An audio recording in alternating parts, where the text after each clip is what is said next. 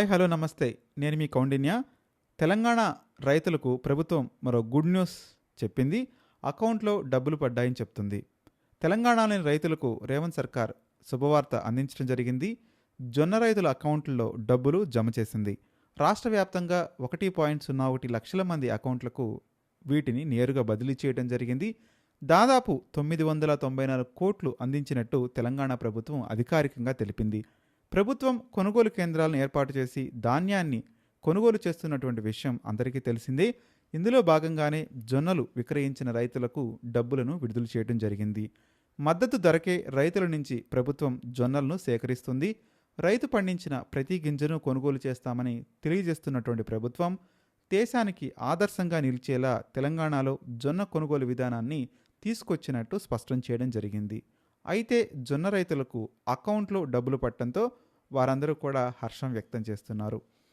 మరొక వైపు ఆధార్తోనే ఎరువుల కొనుగోలు ప్రక్రియ ఉంటుంది అంటూ ప్రభుత్వం స్పష్టం చేసింది. ఎరువుల విక్రయాలకు సంబంధించి ప్రభుత్వం మరొక కీలక నిర్ణయాన్ని తీసుకుంది. ఫర్టిలైజర్ ఫీల్డ్ స్టాప్ వ్యవస్థను మరో 10 జిల్లాలకు విస్తరించినట్లు చెప్పింది. కేంద్రం ప్రవేశపెట్టినటువంటి వ్యవస్థను నేటి నుంచి మరో 10 జిల్లాల్లో అమలు చేస్తున్నారు. ఈ వ్యవస్థ ద్వారా ఆధార్తో ఎరువులు కొనుగోలు చేస్తున్నామని, దీనివల్ల బ్లాక్ మార్కెటింగ్కు నిరోధించవచ్చని కూడా చెప్పింది. అంతేకాకుండా ఎరువుల స్టాక్ ఎంత ఉందనేది రియల్ టైంలో సమాచారం తెలుసుకోవచ్చు. ఇవాళ అధికారులతో వ్యవసాయ శాఖ మంత్రి తుమ్మల నాగేశ్వరరావు సమీక్ష కూడా నిర్వహించారు. ఈ సందర్భంగా అధికారులకు కీలకమైనటువంటి ఆదేశాలు జారీ చేయడం జరిగింది. ఆయిల్ ఫామ్ మొక్కలు వెంటనే రైతులకు అందించాలని కూడా ఆయన చెప్పుకొచ్చారు. ఇందుకోసం అధికారులు ప్రత్యేక శ్రద్ధ పెట్టాలని సూచించడం జరిగింది. ఇక డ్రిప్ ఏర్పాటుపై గ్రామాల్లో రైతులకు అవగాహన కల్పించాలని కూడా ఆయన చెప్పుకొచ్చారు. యువ ఆవిష్కర్తలకు కూడా ప్రభుత్వాల నుంచి మంచి ప్రోత్సాహాలు ఉంటున్నాయంటున్నారు.